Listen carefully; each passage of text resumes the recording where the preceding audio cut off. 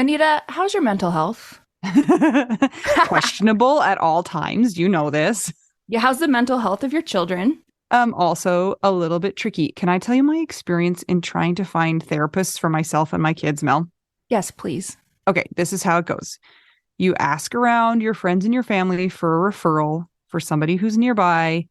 You finally find somebody who sounds like they might work for your family. You give them a call and you find out that A, they're not accepting new patients, or B, they have a huge wait list. So you start over again and you ask people if they know anybody who would be a good therapist and a good fit. Finally, you find one, you go and you meet with them, and you figure out that you don't actually like them that much. But it's been so much work to find somebody who you can go to in your area that you're kind of stuck with them. Well, do you have any ideas for how to get around this? I do because guess what? I've actually had some therapists that I have found on my own, which involves what you're saying. Sometimes I remember one time I was like 3 hours in the bathtub on my phone looking Yeah. through websites. I was such a prune at the end. But I have also had the experience with working with BetterHelp. And it was like, I don't want to say too good to be true, but because it is true, but it's like amazing because I was matched with my therapist within 24 hours. And you didn't have to go through all of that other ridiculous process of trying to find somebody. And here's the cool thing too, is if that person didn't work out for you, you can just switch and say, and it's not like you're committing to another years long search for somebody who you're going to jive with. It's true. And I lucked out, or maybe just BetterHelp is really good at matching people together because I never had to change my therapist. I loved her. Perfect fit for me. And I know that some of our friends have used BetterHelp and they've had to change therapists, and boom, same day, you can change. Easy peasy. You can ghost your therapist. Get a new one. I love this idea. BetterHelp is one of our sponsors. If you use our promo code trybetterhelp.com/WWDN, you get 10% off your first month. And we totally recommend it. Yes, get some therapy. That's trybetterhelp.com/WWDN. Anita, I think that we need to just ask our guest what we just asked her because this is really important. We ask every guest if there are things that they don't want us to ask them. And tell us what you said, esteemed guest. Hi, I'm Rachel, and I appreciate the question, but I figured if anybody has what it takes to ask the question, I have what it takes to answer it. So honesty is to me, I wish somebody answered my hard questions, but I'm not sure I had what it took to ask the question. Okay. So anything's free game. We'll start with sex and then politics and then religion, and we'll just see where we get from there. And I might dance through those three. Tell us who you are, guest. Your full name. Yes. Guest. My name is Rachel Kodanaz, and I think we met at Soaring Spirits Camp Widow many, many years ago. I think it was our email was in the universe for 3 years before we actually sat down to do this. But the universe is beautiful because it brought it back together. So I guess when you throw it out, it comes back. Sorry. I apologize for that. That was my fault. You don't have to. I think it's great. We're together now. I mean, I kind of love those. I had a friend once that said, I'll call you after dinner. And it was like 3 years later. And I'm like, man, that was one big hamburger. I mean, you're not wrong. It is Yeah, exactly. Anyway, I'm Rachel Kodanaz, and I'm excited to be here with you guys tonight. My story is, well, it's sad. So is everybody else that's listening to it. And I think that's why we bond through the help of programs such as this. But I was widowed many, many years ago. I was 31. My husband was 32. My daughter was 2.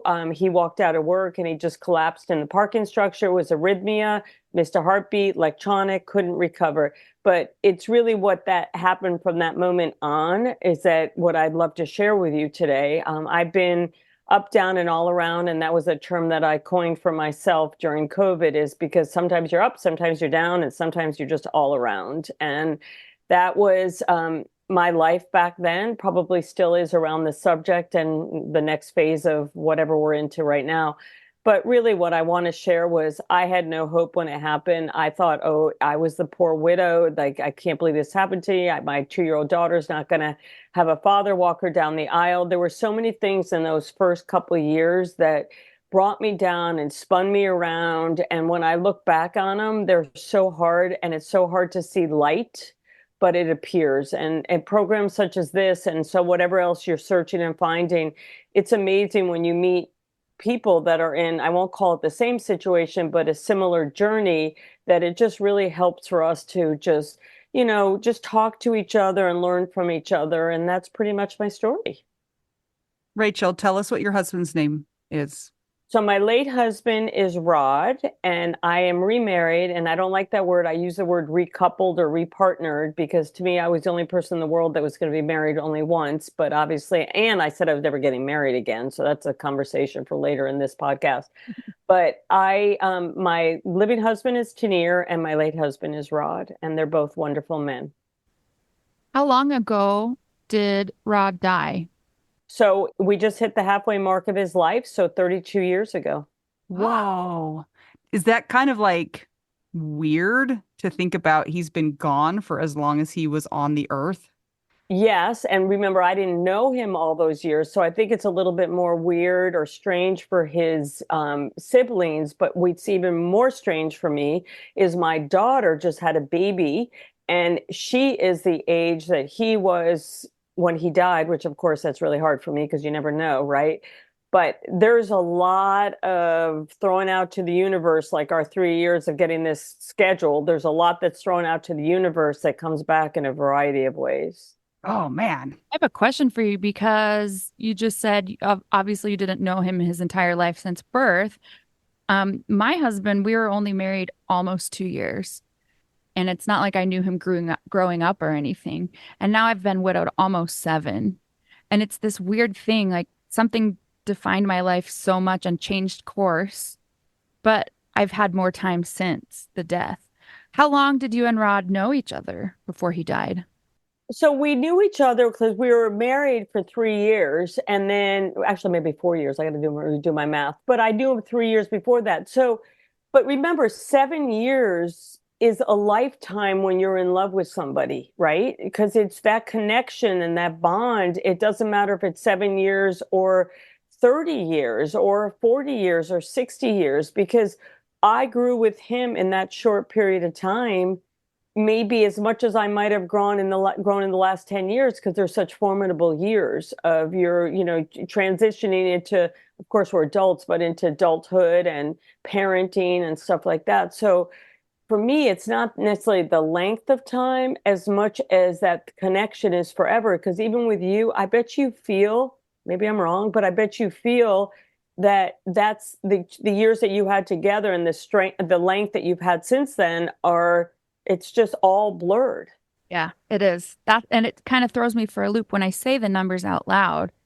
It doesn't make any sense to me. And I know that if I say that to people who have not gone through similar things as me, that they will do the math and they'll say, well, aren't you like over it now? Or doesn't it kind of erase some of it? And it's just is something that's changed everything. So I feel weird and kind of fuzzy around all of it. So I just did a presentation, and we didn't get to that part of my life, but I just did a presentation a couple weeks ago at some local in Denver. And one of the people asked me a question about widowhood, and they talk about, well, how long were you together and how long were you apart and how long was this and how long was that? And they asked me what I would do if he came back. And I said, like, a couple of years after he passed away, like the years are irrelevant is what I'm trying to say. But a couple of years after he did pass, if he had showed back up, I was so different. So for us to calculate with your peers that have never been through this, what 1996 was, or what 2010 was, or 2020 with the pandemic, those numbers don't equate to what we're talking about right now, because it's a lifetime of experience that happens in the blink of an eye. Yeah. I remember the time when I thought to myself that I had diverged so much from the trajectory that we were on that I couldn't even say to myself, what would we be doing if he was here? I was like, because I'm a world away, this set me on this path that's so far away from where we were headed that I don't even know. Like, I don't even know what I would say to Jason if he were back. I don't even know how, I don't even know. Well, there's a blog on my website. It's about my daughter getting married, because I didn't realize in the first 2 years that Rod passed, that all I told everybody who was going to walk my daughter down the aisle, and everybody's like, Rachel, she's 2. but that's where I went. So she got married in 2020, and she had Rod's name painted on the bottom of her shoes so her adoptive dad and her natural dad could walk her down the aisle.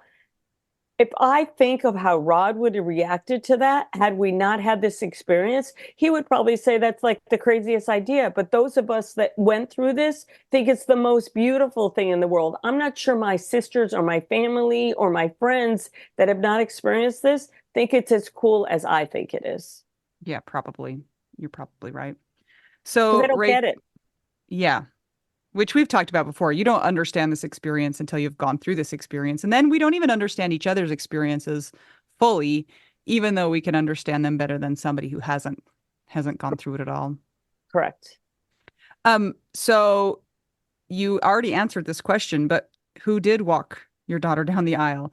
They Is your both did. They your both current did. husband adopted my her? living husband, because they're still both my current husbands. Okay.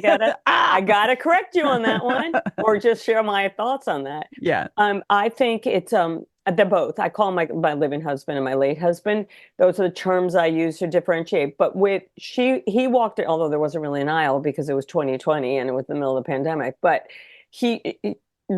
Tanir walked her down the aisle, and Rod's name were on the heels of her shoes. There's a blog out on my website about it. Bring a box of Kleenex if you go read it. I have to tell you that I'm going to jump all over here, but I have to tell you my aha moment that changed my whole thought on it was at my daughter's high school graduation, which she was 18, which was 16 years after Rod had passed. And I had my living husband's parents on my right and my late husband's parents on my left. And she walked across and got her diploma, and I'm crying. And, these people around me are saying, it's just an empty nest, Rachel. It's nothing more than an empty nest. But they had no idea why I was the way I was. But I can tell you and the listeners why I was because it was the first time that not first, but a time, a very aha time, that I realized that I was actually the lucky one, that I got to watch her walk across to get her diploma. It's the first couple of years when you're like the poor widow, you don't even realize that how fortunate we are to be here and to do this. And as painful as it might feel the first couple of years, it's really, we do become the lucky person that we do get to live this thing called life. Especially in all of our situations where we were so young, it wasn't a timely loss. For all of us, right? It wasn't a timely loss. But I would say the first 2 years, I just didn't know what to do. I had a big job at corporate America, of course, sole parent. But I took on, right or wrong, and I think it might be wrong now that I'm older, but I took on the Hawaiian Ironman in honor of my husband. And I think I beat the crap out of myself with my job, with my 2-year-old, with all that I had going on. I think that I just don't know what happened those first 2 years other than survival. The beauty of training for the Ironman, I ate and I slept, but I also just, really just beat myself up. So Rachel and I are the same person. Basically, we've learned, except for you have blonde hair. Wait, you have blonde hair. Yeah. I have 4 kids. And you have 4 kids and I only have 1. But I did the same thing. I was like, I'm going to do a race and it's going to be all I focus on. And it's going to keep me here and keep me working towards something. So, but it works. But here's the question for you. Did you ever once think that if you didn't cross the finish line or you didn't hit your goal, that it would set you back? I never did.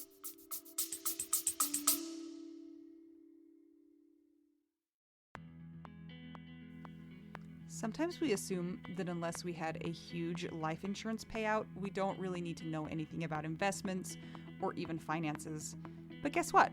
A little knowledge of finances is critical for all of us. Maybe your partner was in charge of that stuff, and now you find yourself making all the decisions. Maybe you're mad about that. Maybe I am. Nicole from the He's Gone But the Money's Not podcast is here to help. She tackles financial literacy by telling the stories of women and widows and finance experts and shares the lessons they've learned as certified financial planners. Whether you know a lot and feel confident in your financial decisions or feel unsure about all of that stuff, there is more to learn. Listen and subscribe to the He's Gone But the Money's Not podcast on all podcast platforms. This ad was paid for by Rockhouse Financial, an SEC registered investment advisor.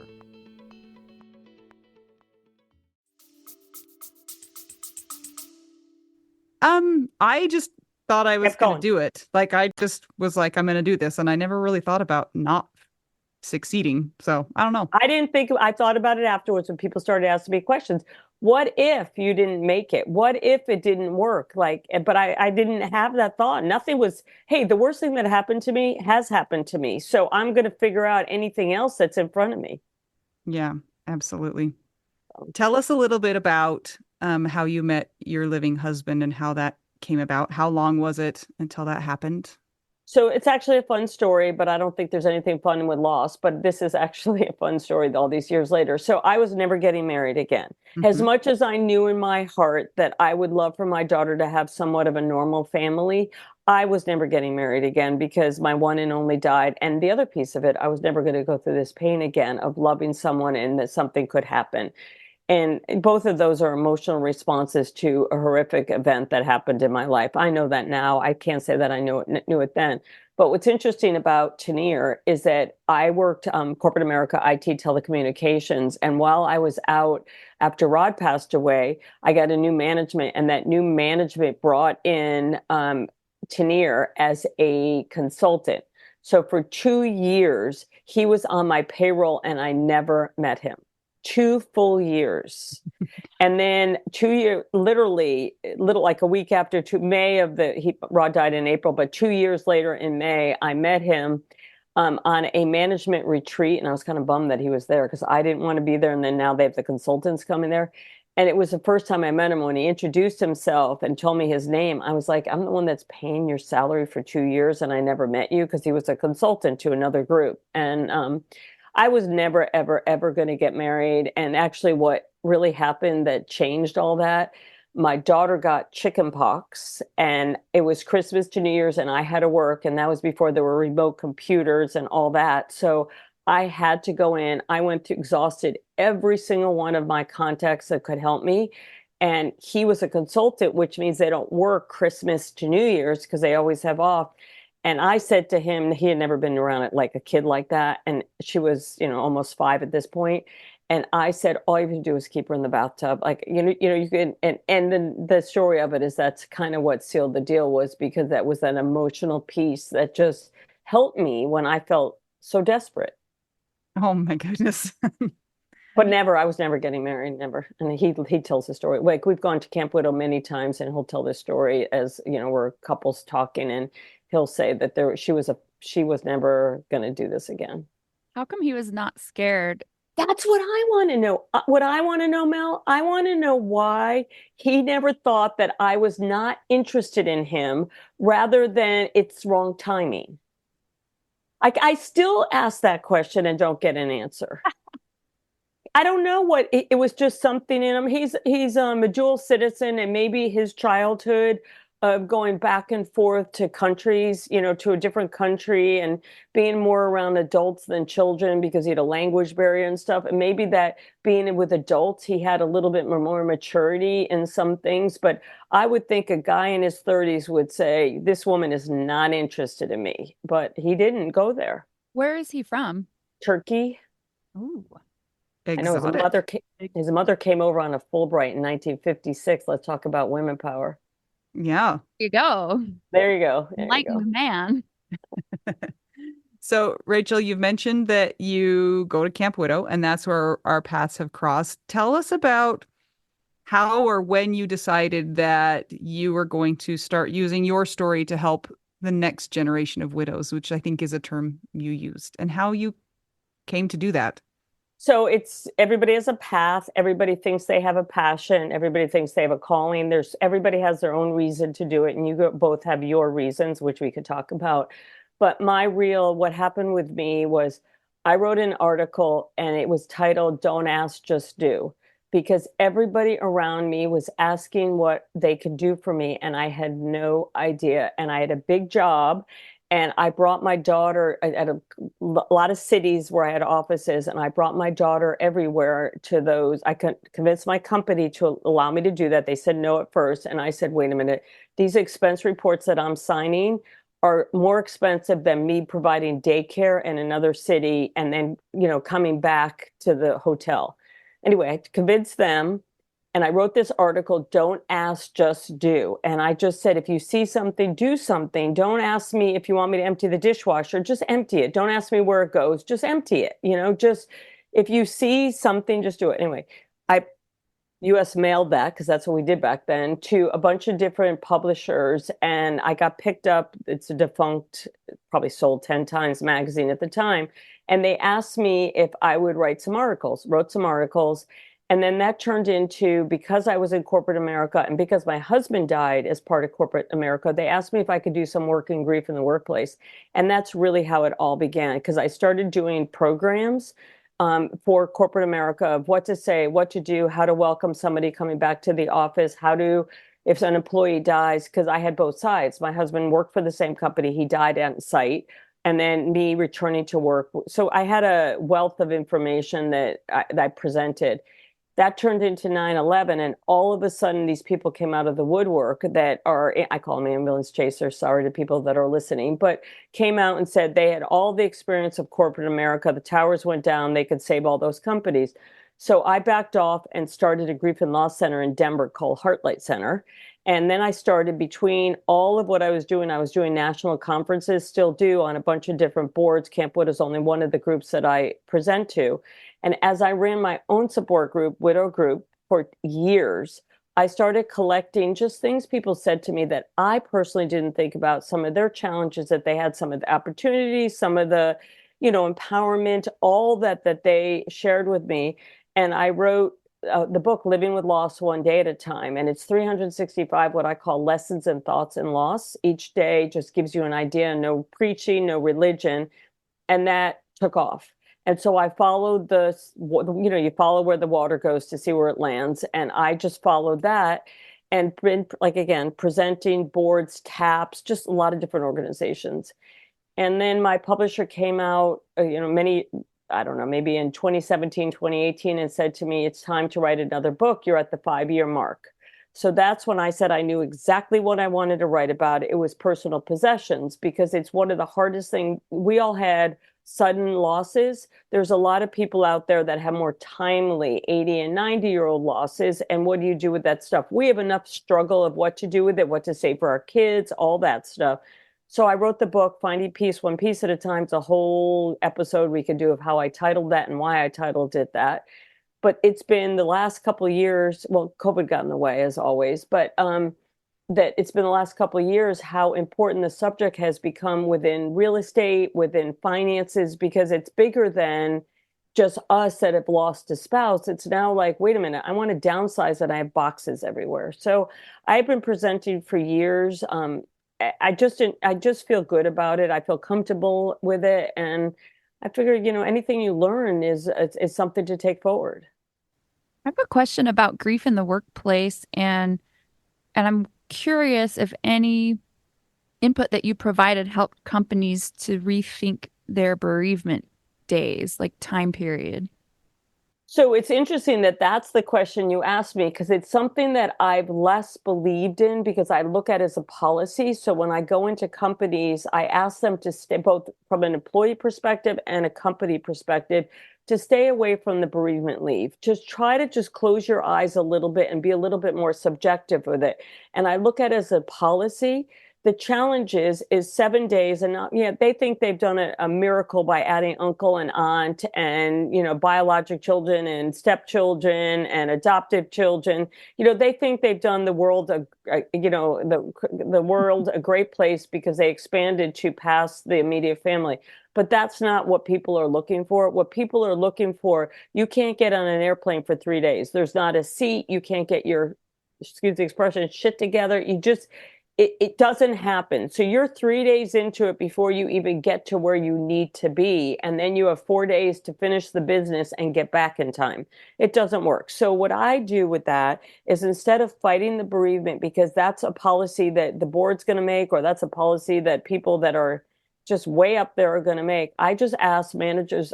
I work with managers and HR, and I ask them to be a little more subjective. FMLA, Family Medical Leave Act, personal time off. Please don't make these people use their personal time off totally for taking care of responsibilities. I ask if not friends, but coworkers can loan a day, like somehow loan a day. Can somebody else help out? So what I try to do is help them be subjective with it rather than trying to change the bereavement leave because it's not going to change. And think of it as a policy and not a law.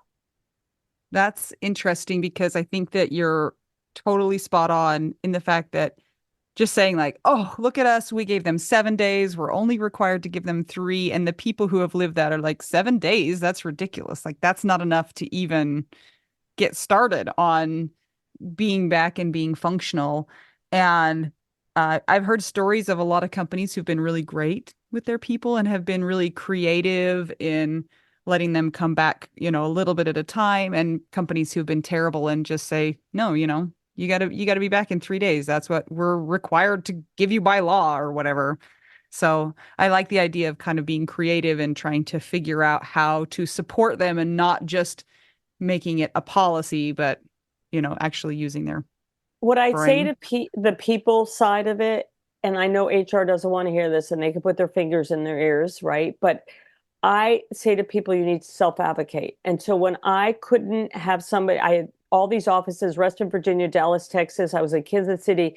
I had to go to these locations and I didn't have another favor in me, nor could I afford to have someone be at my house to watch my child. And I went into my management office and said, she's coming with me and I will set up daycare in all these cities. And they're like, you can't do that. And I said, you tell me why I can't do that, and then I'll accept it. And they're like, well, we can't pay for it. And I'm like, okay, well, great. I'm asking for the same per diem that you are giving everybody else. And so when you put it to them like that, other than I'm sure some government agencies will not let you do it because they're, straight on and they have to be. But if there's any subjectivity allowed, or if there's any little bit of a stretch, I think self-advocacy, there's 3 of us on the call right now. All of us had different types of jobs. You've got 4 kids. I have 1 kid. We have different situations behind our front door, right?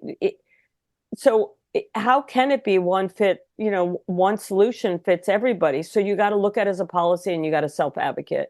And listen, the people that are out there listening, if you needed someone to self-advocate for you, call me. I'll smack that company around. I'll tell them what I think. Did you think when Rod died that 30 years later you would be talking about organizing possessions?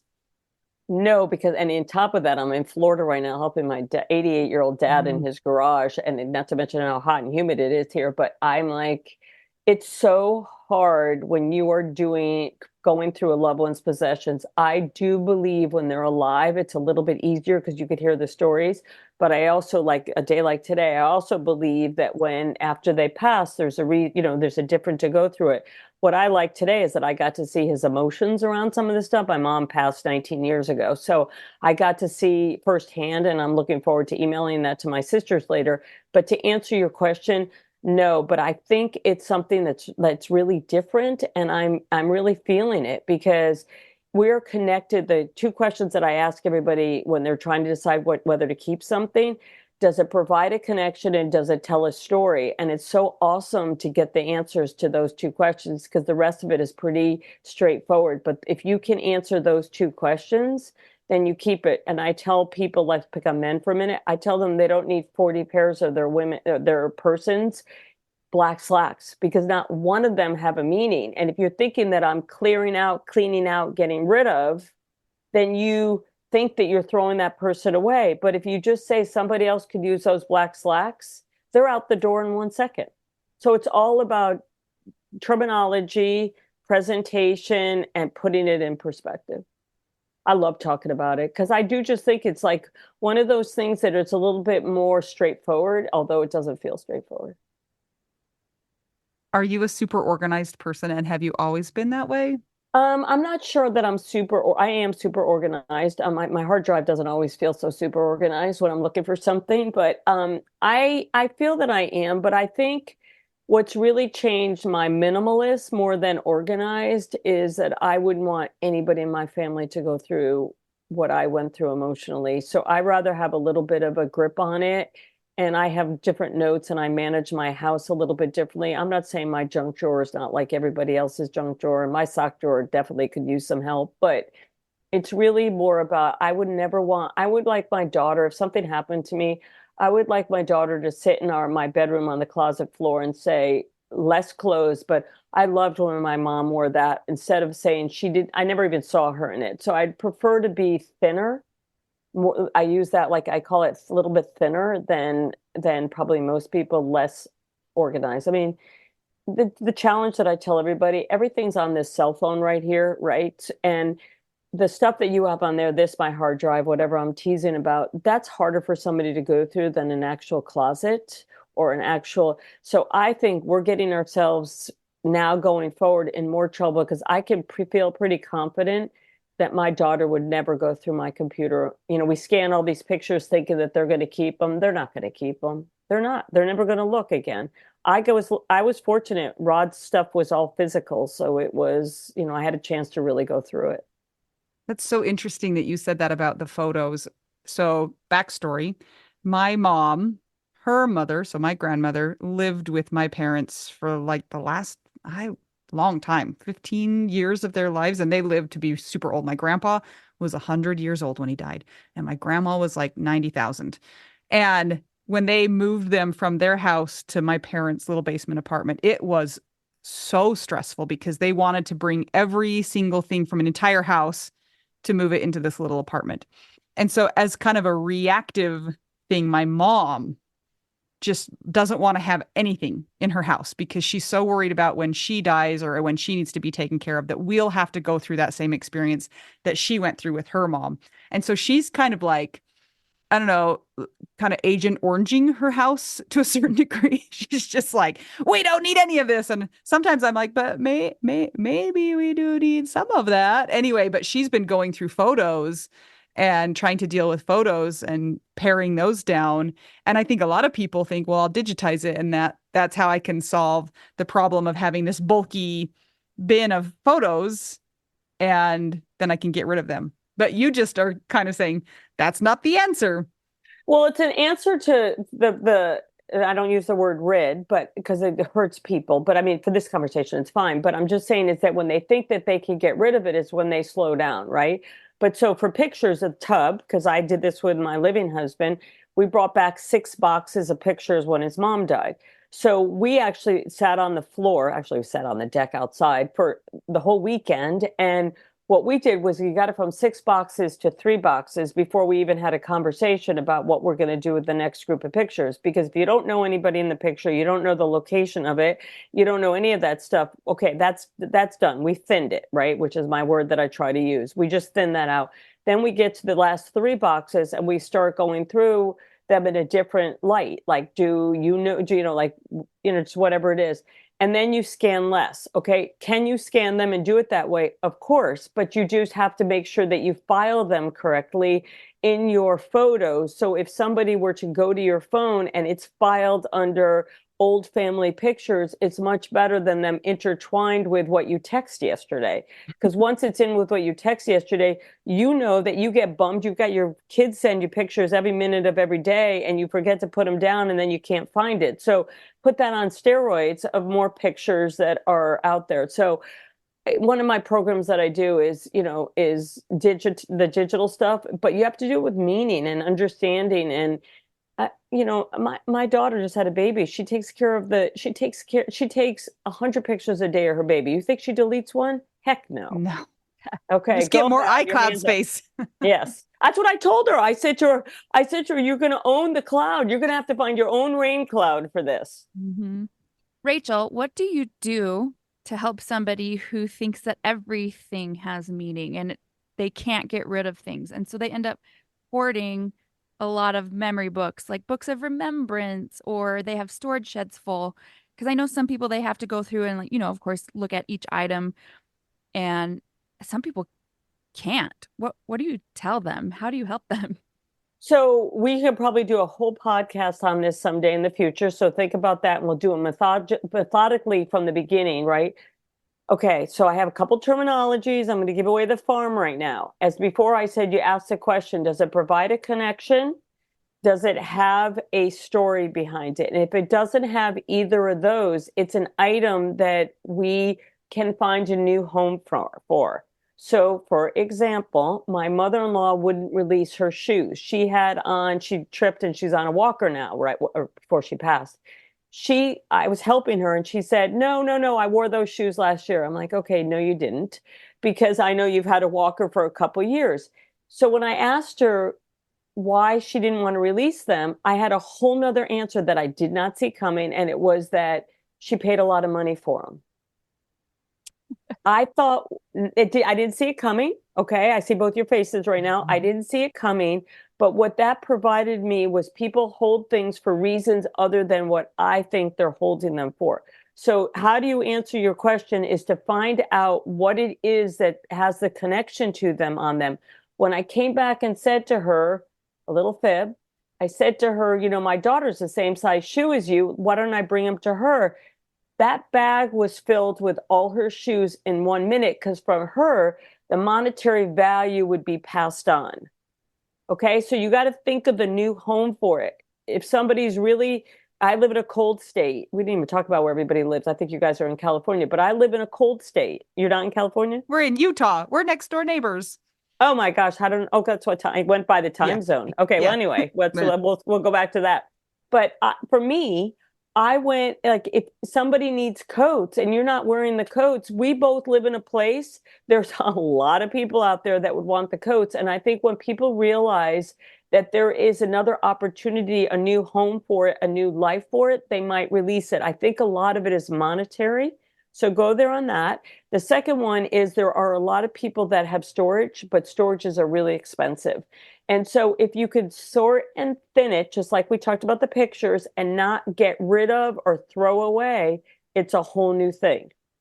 So if you present, could we sort through, can you tell me a couple stories? And if she can't find the story on that, then maybe you can rehome it to something else. So, and the other piece of it in my book, I talk about the magic of 6 piles.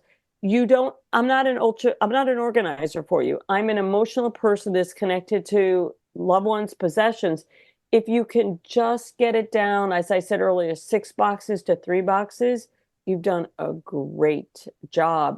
Don't think of it as I need to do it all at once. You get stuck on something, let it go. I'm going to tell you how many widows that are people that I work with. I'm holding on my phone for those that aren't watching this, but how many people will keep their $150 a month iPhone so they can reach the cloud, so they can listen to the message. We do things that are not logical when we're hurting.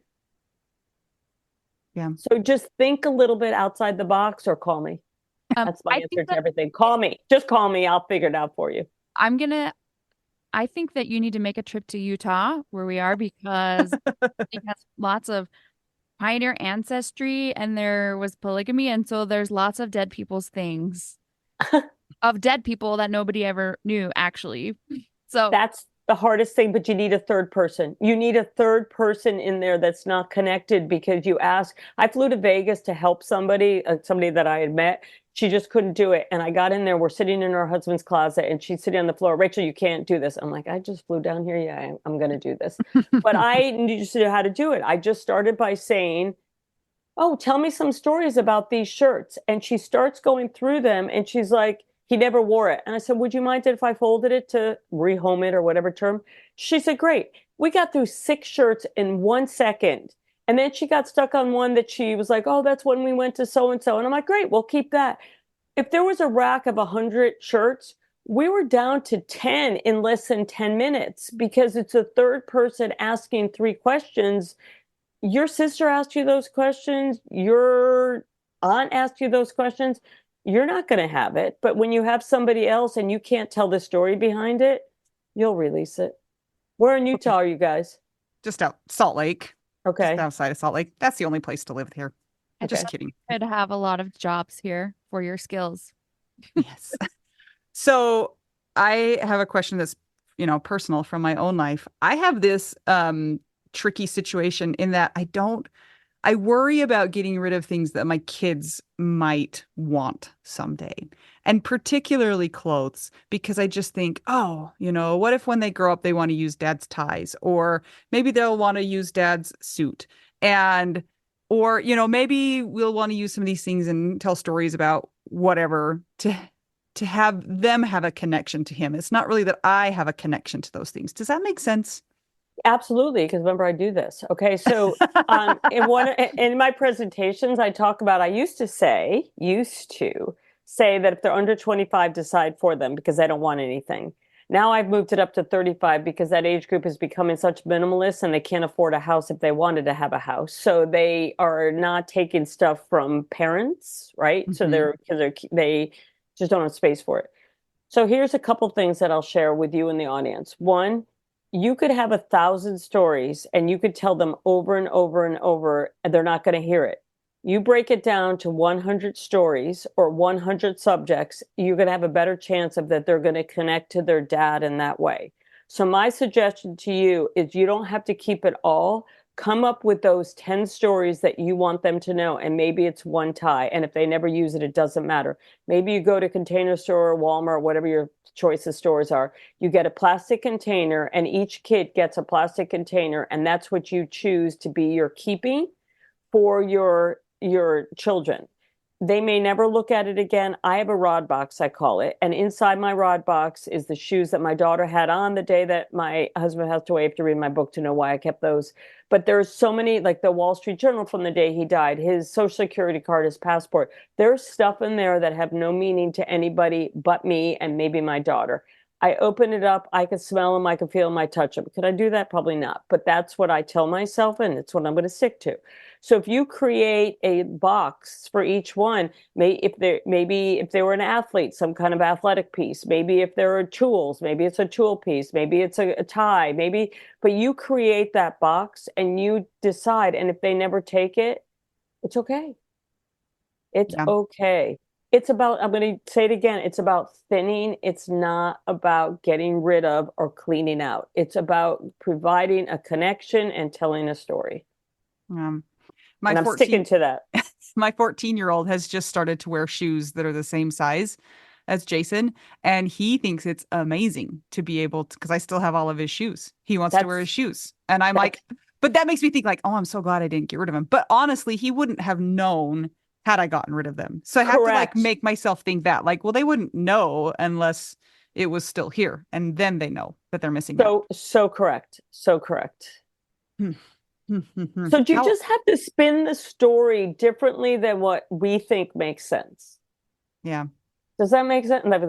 Answer my question with a question. Does that make sense? It does make sense. It does, because we're thinking that I just was talking to a widow recently, and she's like, well, I got this, and this. And I'm like, well, you don't have to, because they don't hear it all. They don't hear it all, and they won't hear it all. And the further you get from the death date, the less they're going to hear, because they're moving on. Like my daughter will hear, like my Rod's anniversary of his death is April 14th, and we always do something together. We ran a half marathon together, but to her, it's not about the pre-loss. It's about how we celebrate and keep him going. So that's what she sees more than her baby shoes, because she doesn't have any memories of those days. So it's how we bond going forward, not necessarily what Rod's life was before. It's complicated, though. It's really complicated. And it's really messy. And you have teenagers, which is even more complicated and is even more messy. Tell me about it. I had 9 14-year-old boys in my basement on Saturday, and I was seriously terrorized. It's true. Kudos for you for even inviting them in. So there you have it. That's another story. What they were doing. They were acting like lunatics. They were like duct taping each other and taking pictures like they were hostages on the toilet. They were wearing clothes. They were not unclothed on the toilet. Yeah. And they were spraying each other with sunscreen. I mean, I was just like, what is going on? And when will you leave? That is neither here nor there, but kudos to you. I don't know if I could have done that. How do you explain what you do? You're like, I'm a coach for widows, or I'm a coach for organization, because you have a lot of, I know it did explain it, but just now that we've talked about actual physical organization.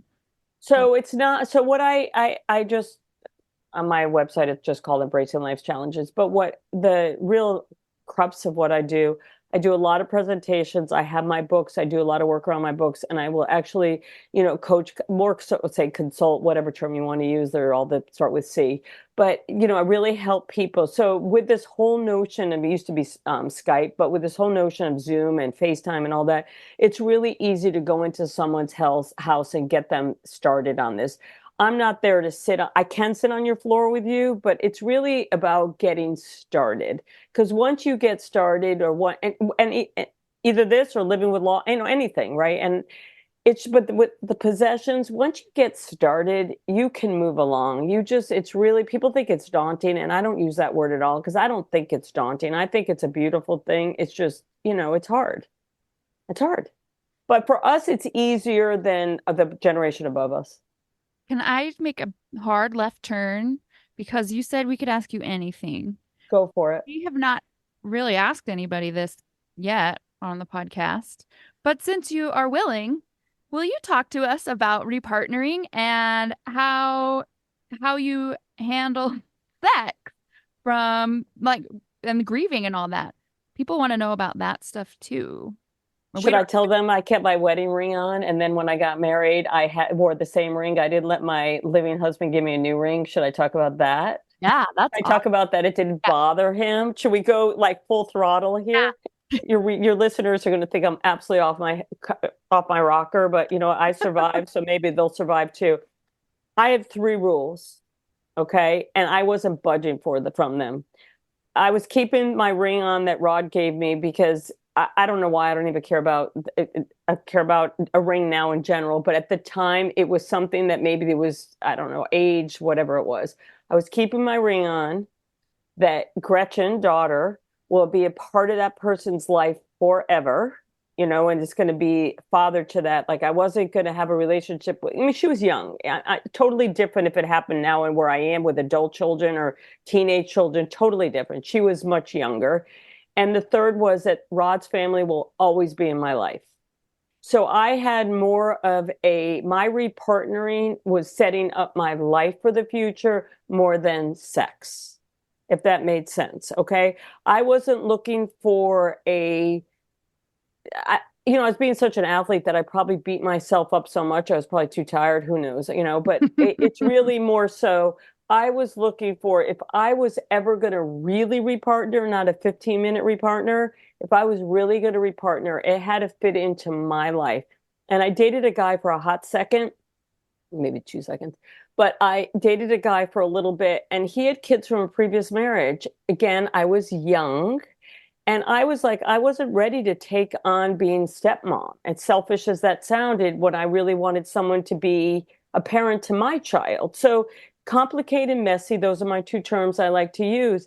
But my repartnering, if I committed to repartnering, it was going to be something that was a lifetime of our unit as opposed to a lifetime of sex, if you want to say.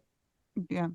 Well, I just want to say that was super pragmatic to use the same ring. I mean, you saved Tanir a few $1,000s. So 10 years into it, 10 years into it, 10 years into it, he said to me, is it okay if I get you a new ring? I said, sure. I just want you to know both of those, because I'm a minimalist. I don't love the diamond thing.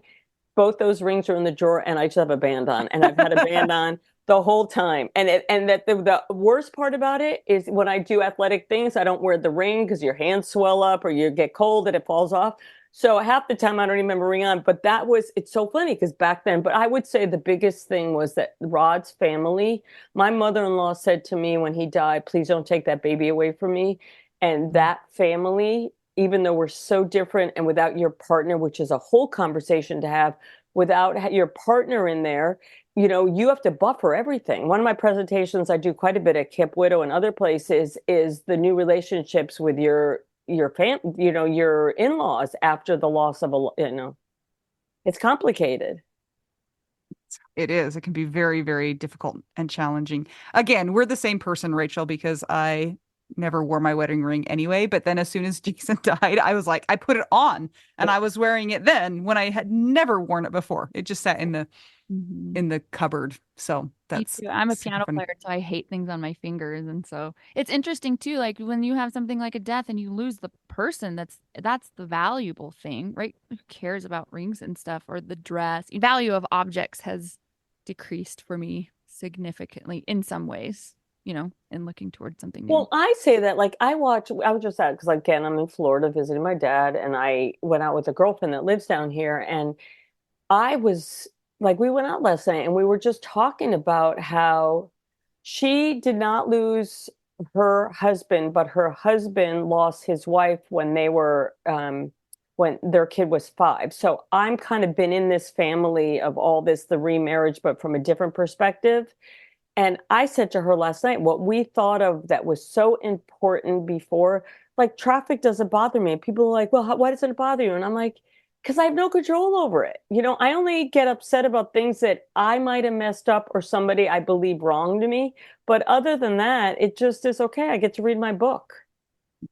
I love that it's if somebody's wronged you. That sounds kind of like you might be somebody who seeks retribution and maybe is a vigilante. I'm not sure, but I No, what it is that's funny that you said that. No, I'm just saying if I'm sensitive. And so if somebody hurts my feelings, then that's something that will bother me. But the weather, the traffic, the deadline, just that stuff, don't care. I'm a little bit better on that because I have it's out of my control. But if it's Yeah. something that I think I participated in because it takes two to tango, then I feel bad about it. And usually it's because I feel like I was misunderstood more, whatever. But that's just like what you're saying about things and items. I'm so less and less and less. And again, I don't want my daughter to have to go through it. Mm. Mm. I'm also like facing this weird situation where I'm like, I'm not gonna have kids. I won't be having kids ever. And so the line stops with me. So I don't have to save anything to give to anybody. But you wouldn't, if you didn't have this death, you wouldn't even thought of that you need to save something. Yeah. It's But so you might partner that your partner wants that piece of you. Yeah, don't give up hope yet. I just, well, who knows? We'll see. Is that right? It's never say never. Hang Never. on. Yeah, for sure. I might just be 90 years old and dead alone, but we'll find out. Nobody knows. You have us. You have the two of us. So well, I'm older than you, so I won't. If you're make it to 90, I won't be around with you. I don't know. My mom will outlive me. It'll be fine. It's her pioneer ancestry. Rachel, Yes. I have one question before our final, most important question. Are you happy and fulfilled in your life right now? So I'm gonna like kind of dance on that a little bit. Okay. What does happy and fulfilled in your life mean? And would you have ever thought of that before your husband passed away? Yes. Well, first of all, I think happy and fulfilled is completely self-defined. Defined. Yeah, everybody gets to decide what makes them feel happy and fulfilled. But I do remember before Jason died thinking to myself, I am happy. Like I feel very content in my life. And there was a time period where I did not think that return was possible to feeling content and happy and like I was working towards something. So I always just think it's interesting to ask people who are a certain number, a long time out, for the people who are in that really still acute phase, to know that there is life after you've experienced something so hard. So maybe you're not happy and fulfilled. No. Putting it in perspective like that has helped me because I was wondering just in general if you thought I was happy, like are we? And then I was questioning whether or not did we like post-pre, I call it before and after Rod, right? So before Rod, I mean, come on, I was young, we had our baby, we had our future, we're like, in the house, we're doing house projects, we're just starting our careers, we're gonna we got a whole stream ahead of us, and then they die, and then the sky is still the limit, but we don't think the limit, we think the sky has just sunk and there is no limit anymore. And until you find your momentum, you think that as far as you could reach is the next day. And how do you get to pass the next day to reach even further and further? So I can tell you right now that as it has to do with Rod and repartnering and doing all that, I think I am fulfilled and I think I am happy and I think I am going after stuff. But what we forget, and I do mention this a little bit in my book about where do our friends go after the loss? Your friends would have disappeared anyway, because as you go through your phases in life, you're done parenting, whatever, your friends change. You might keep that handful of people that are friends forever. So I say the same thing about life in general. Like, okay, now I'm trying to figure out, how do you fit a baby, like a grandparent in? How do you do this? So there's always those new phases with or without our loss. Does Right. that make sense? So as Yeah. far as the loss is concerned, I think I'm living the most fulfilled life one could live post Rod's death.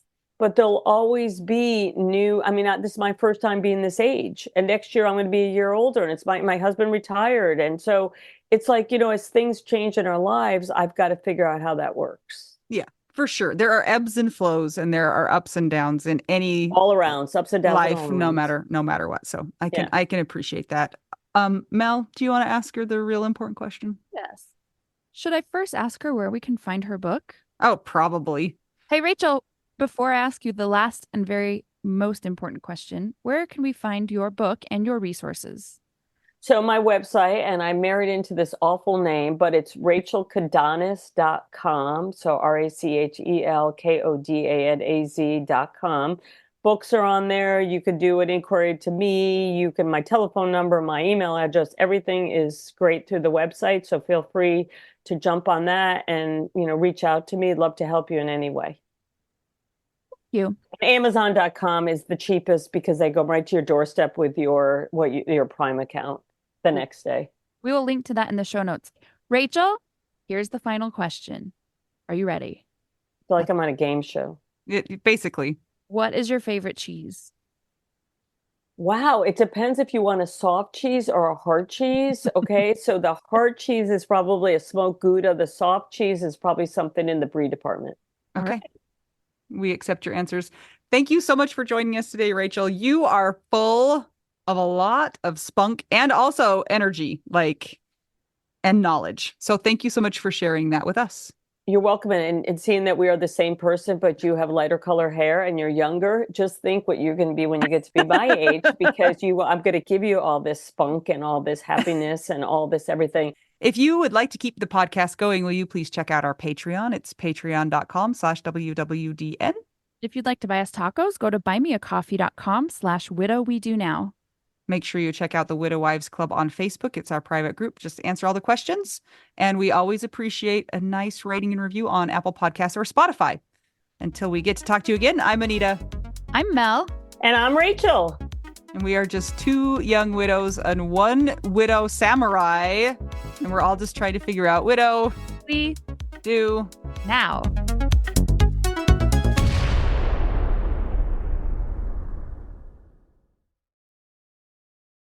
This is my favorite thing to discuss with you. Tell me, what is it? One of my favorite things. I do enjoy tacos and cheese and dogs. This is about how you cannot pay hundreds and hundreds of dollars for a phone plan, especially when you're a widow, your person is dead, you might have kids, you might need another option, and you just want your phone to work, you want unlimited texting and service, and you want it to be like $25 a month. It blows my mind that they have plans that start at $15 a month. That is so cheap. And the cool thing is it uses other 5G networks, and so you don't have to pay extra for that, and you still get great service. Yep, Anita and I have traveled all over, and I have used my phone. So I highly recommend it. And my mom's even on it. When my dad died, we put his phone down to the cheapest plan, which is $15 a month. And I think my mom's on the $20 a month plan, and it's so worth it. It's so much cheaper than what we were all paying before. So I highly recommend it. If you're on a budget or not, who cares? Ryan Reynolds is in charge of the company, and they send you free stickers with Ryan Reynolds temporary tattoos. It's kind of the best. So if somebody wants to sign up, what can they do, Anita? Go to trymintmobile.com/WWDN. Seriously, you guys, such a great idea. Save yourself some money. And if you're worried about losing data or having any changes with your phone, not going to happen. They walk you through it. Everything's fine. It's the easiest process of all time. Again, that's trymintmobile.com/WWDN.